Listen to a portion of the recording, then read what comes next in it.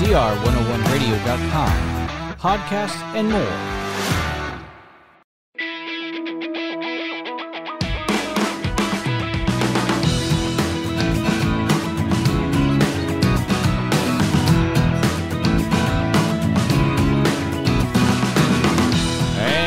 Welcome back to another episode of Preschool Pioneers. I'm your host, Jeremy Walker. You can follow us on our parent network, CR101 Radio, on social media such as Facebook, Twitter, Gab, and YouTube. And you can subscribe to this podcast on your preferred platform so you never miss an episode.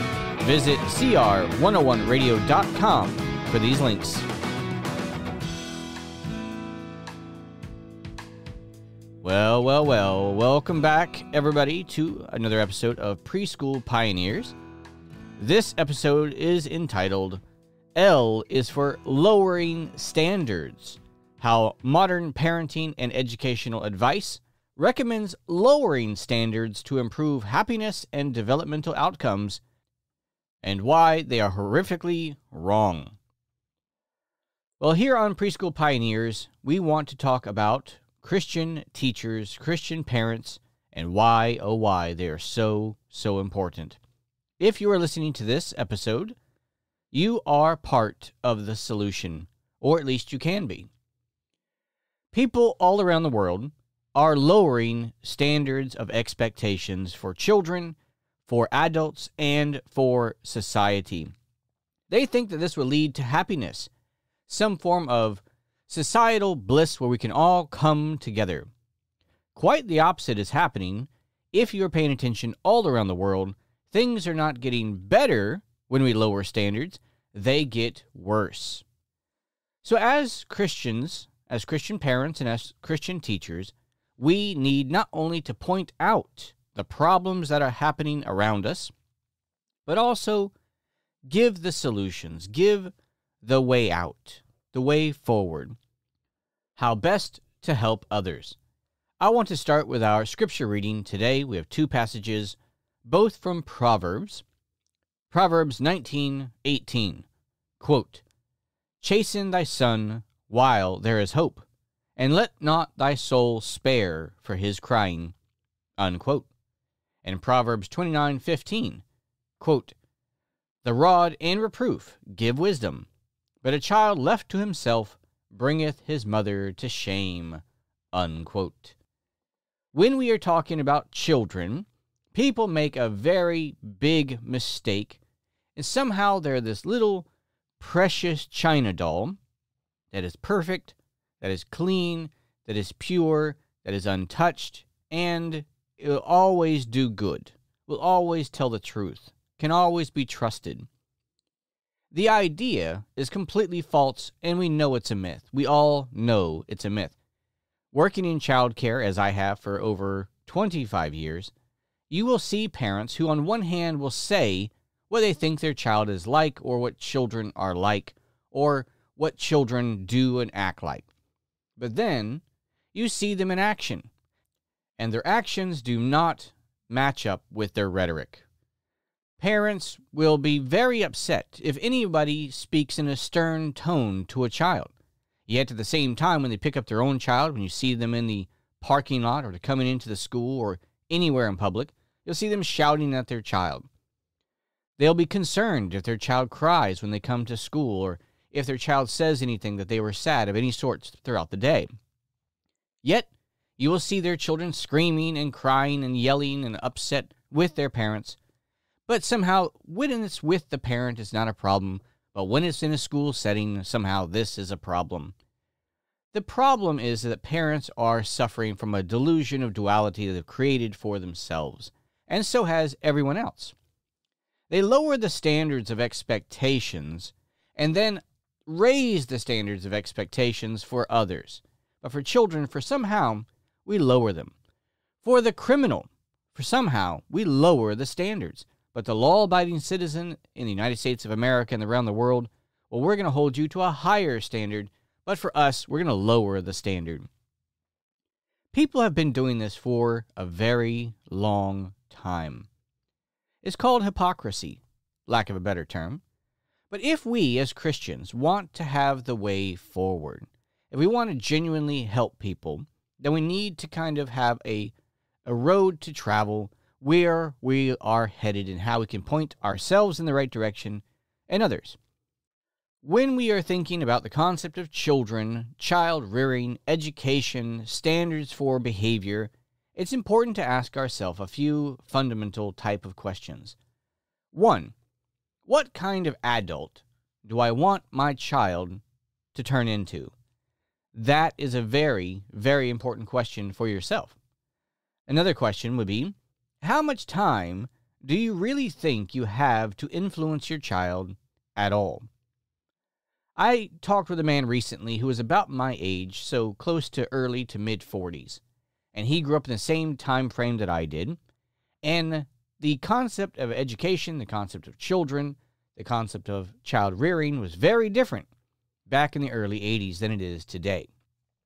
And as I was talking to this man, he was flabbergasted somehow that young children as young as 3 years old would be either suspended from school or have to be expelled from school. And this was just something he could not wrap his mind around. And as I was talking to him, he kind of saw the light. I said that the standards of expectations have been lowered. Don't tell the child what to do. Never expect them to listen to anybody. Parents and teachers can never say the word no. They can never be stern. I think I've shared this before when a parent said, "Do you think it's appropriate for me to let my child know that I'm upset with them?"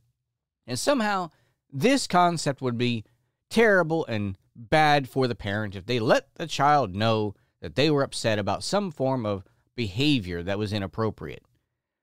And this is the problem. This is the problem. There is a concentrated effort to do this on purpose, deliberately, to lower standards so that children will remain in their adolescent state their entire life. They will not grow to be successful adults ever. And if you look around the world, watch social media, that's exactly what we're seeing. We do not see children turning into adults. We see children who are growing up physically, but not mentally, not emotionally, and not on a mature level where they become adults. We go, we used to act like that when we were kids, but now we're adults and this behavior is unacceptable. Parents also like the idea that they're going to influence their children. And now we need to have realistic expectations. You, if you are a Christian parent or a Christian teacher, there are certain things that you cannot control about your child's rearing, about their maturing state as they develop. Here's a list of a couple things that you do not control and are innate about who the child is. One of those is their personality. There's so many people that take credit for a child's personality. If they're outgoing, if they are shy, these things somehow they think they played a part in. If a child is aggressive, if a child is passive, these characteristics that make up a child's personality type are innate about who they are. Each one brings itself a different opportunity and a different challenge in parenting and or teaching. And so we have to know these are certain things we do not control, and this is just who they are. But so many parents I know will see their child be this calm, passive child and go, well, it's just because we're really good parents. Or they'll see the aggressive child and go, those parents must not be doing a very good job because that child is aggressive and that's not normal. Well, actually, all these things are normal because these are different aspects of personalities that not just children have, but so do adults. We have to remember, children are just young, undeveloped adults. That's what they are. And one thing that will not change is their personality. Another aspect are gifts and talents that a child might possess. Are they musically inclined, artistic, athletic? Are they mathematically inclined? These are things that a child will kind of recognize that they have gifts and talents for. As a parent or as a teacher, you'll see this in your students. You can't turn somebody into a musically inclined person or make them artistic. Now, you can teach them about music, but that doesn't turn them into a musician. There's a giant gap between people who have gifts and talents and those who might be trained in certain aspects of certain other things.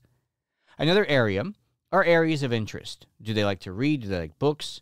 Are they a sports person? Do they like art, cooking, education, construction, medicine? And as a child grows up, as they turn into adults, these things will shape their future. And these are areas that, lack of a better term, you can kind of steer a little bit, but you do not control them even at all. A fourth thing would be the level of a child's intelligence, or the lack thereof. You do not control this. I have 11 children, and I have seen that this is something that is built into your children.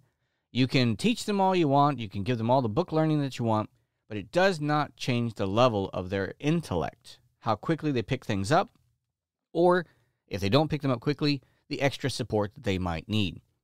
The failure of us to recognize that these things are outside of our control is going to be something that can waste our time because we're trying to shape a child's personality, gifts and talents, areas of interest, or even boost their intelligence when that's not a possibility.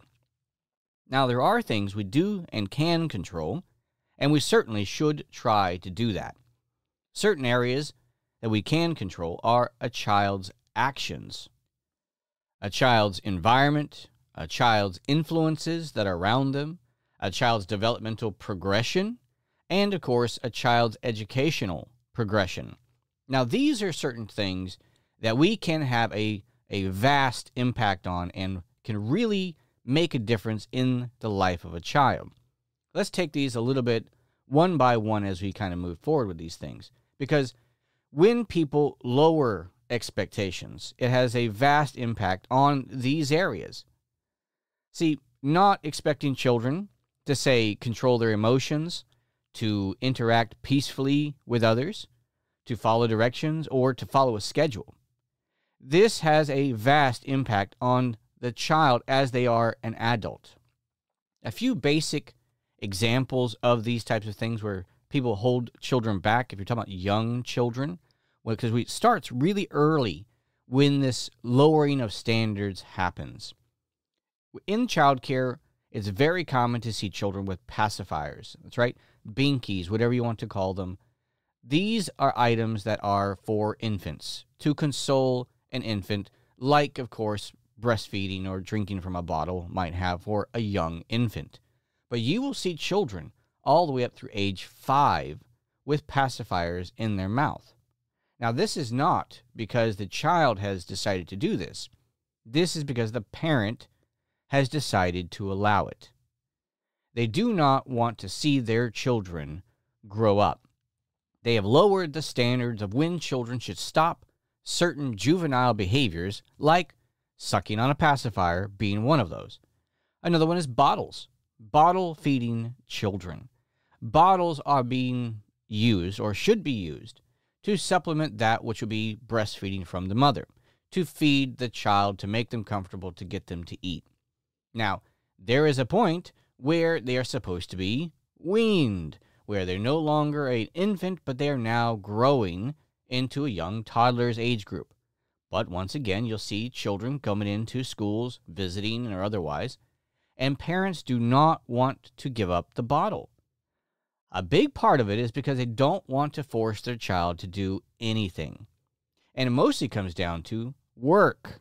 That's right. It's not really the child that they want to be immature. It's themselves. See, we are lowering the standards for ourselves, not necessarily just our students or our children. We are becoming a more lazy, a more immature society. We just are. Look around and you can see parents do not want to be mature, responsible people. You can see that in our society on the voting level. You can see that on social media, where people rage against the idea of growing up, of getting older. They do not want to mature. They do not want responsibilities. They want to be the forever infant adolescent where somebody else is always responsible and not them. So a lot of times when you see these types of things, it's not the child that they are trying to retard the development or slow it down. It's really their own. And if we are going to impact the world, that's really a question we have to ask ourselves. Am I trying to mature? Am I trying to grow as an adult, as a person, as a parent, as a husband, as a mother? Am I trying to grow? Am I trying to get more mature, or am I trying to stay in my adolescent phase the entire time? Do I not want to grow up? And because of that, not only am I retarding myself, but I'm also retarding my children because they are making me grow up. Children will force you to be the parent. That's right. One of you is going to be in charge of your relationship. It's either going to be the adult or it's going to be the child. And the vast majority of the time, it is the child. And what do they say? They make excuses for it. And what's it really about? It's not even about the child. It's about them, because they are the selfish ones. And because of that, they will not rise to the occasion and be the adult that they are supposed to be. Your job is to help mold your child. Instead, you don't want to mold them because you don't want to be molded yourself. Diapers is another aspect. The waiting and waiting and waiting of potty training. It used to be a hallmark, a very early hallmark, when children are out of diapers and willing and able to use the bathroom on their own. These are some pretty basic concepts.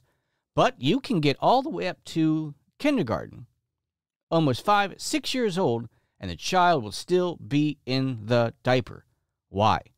Because they will not, one, force the child to do it, and two, it is work on their part as the parent.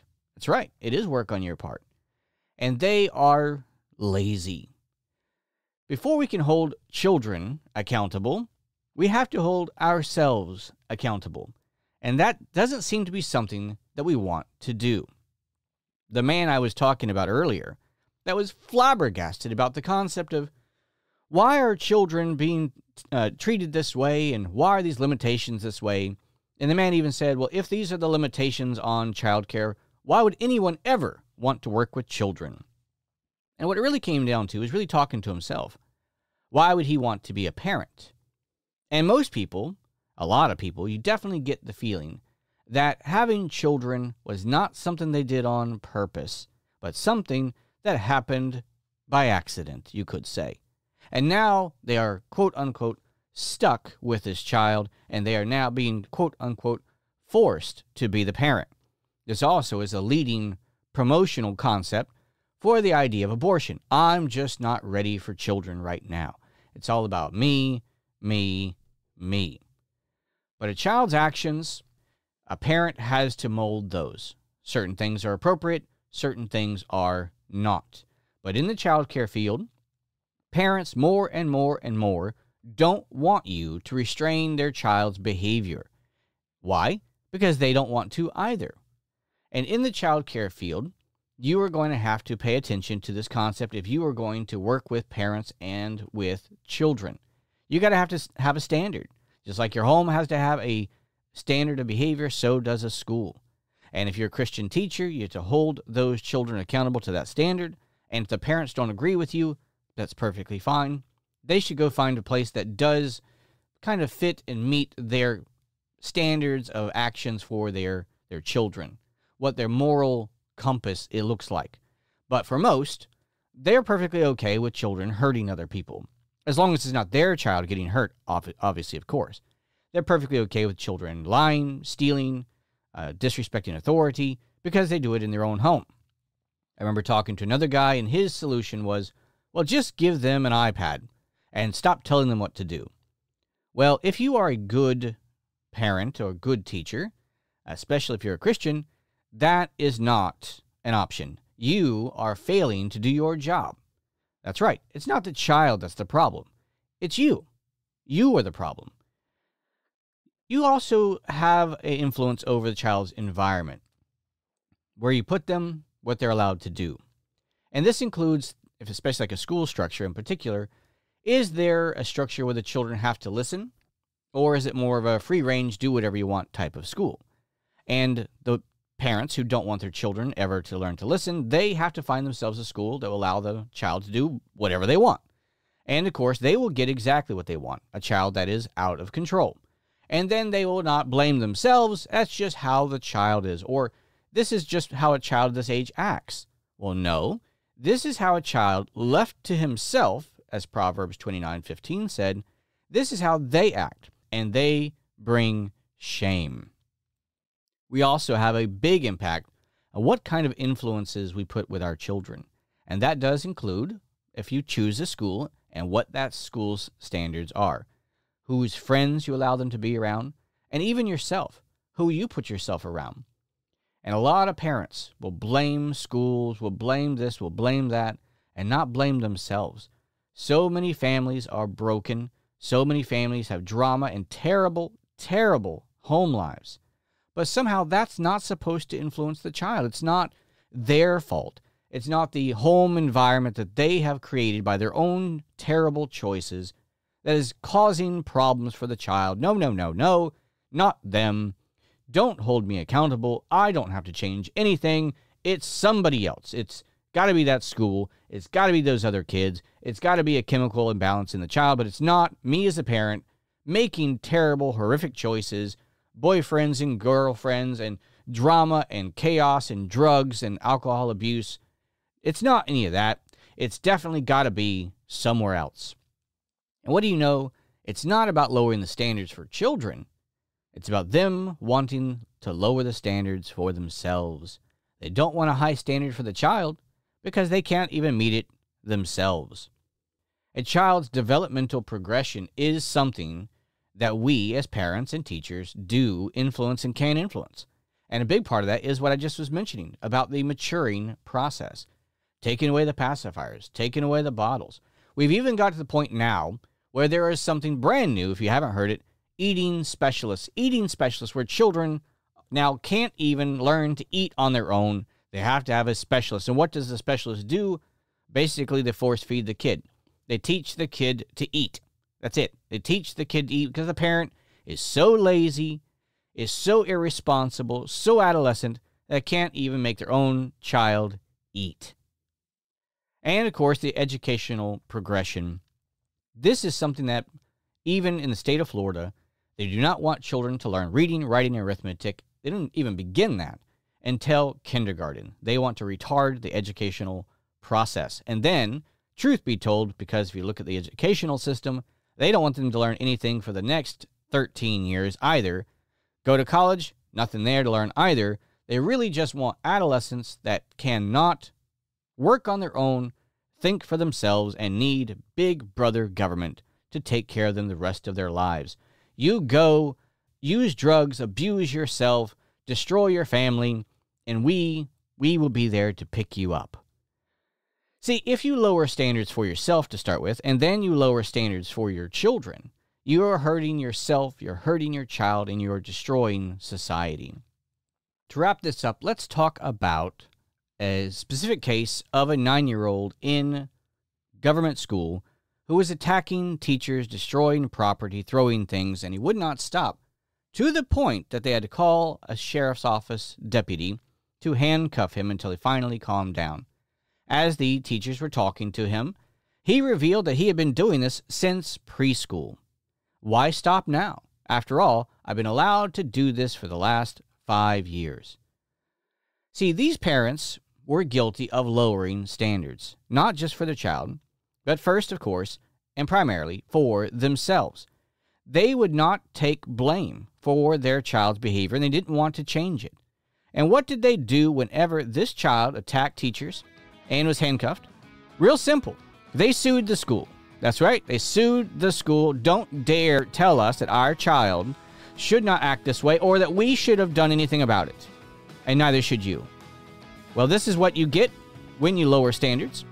As Christian parents and teachers, it's our job to raise the standards of expectations and to help children and families. Well, that's our job. That's our calling. Thank you for listening. This is Jeremy Walker for Preschool Pioneers. God bless.